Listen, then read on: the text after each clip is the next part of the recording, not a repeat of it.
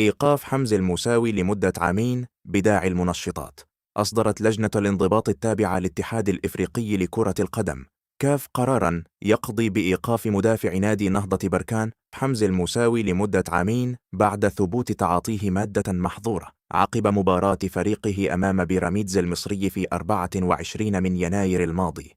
وكشفت مصادر مطلعة من الكاف لمنصة وين وين القطرية أن القرار جاء بعد ثبوت إيجابية العينة التي خضع لها اللاعب عقب مباراة فريقه أمام بيراميدز ضمن دور المجموعات من دوري أبطال إفريقيا، حيث أكدت التحاليل وجود مادة مدرجة ضمن قائمة المواد المحظورة لسنة 2026.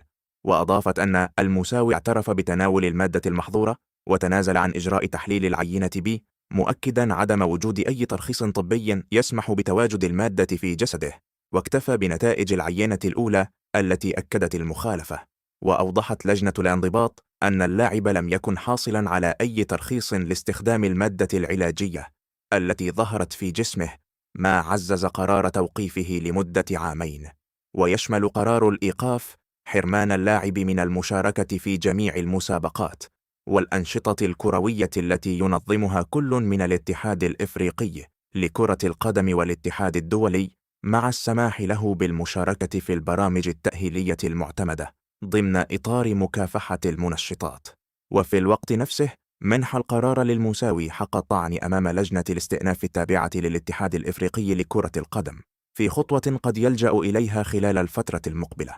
القرار جاء في وقت يشهد تضاربا إداريا داخل الكاف، حيث أبلغ النادي بالإيقاف يوم 11 من مارس 2026 قبل أن يلغى مؤقتا يوم 13 من الشهر نفسه، مما سمح للاعب بالمشاركة أمام الهلال السوداني في ربع النهائي، وهو الأمر الذي دفع النادي السوداني لتقديم شكوى رسمية للطعن في قانونية مشاركة الموساوي.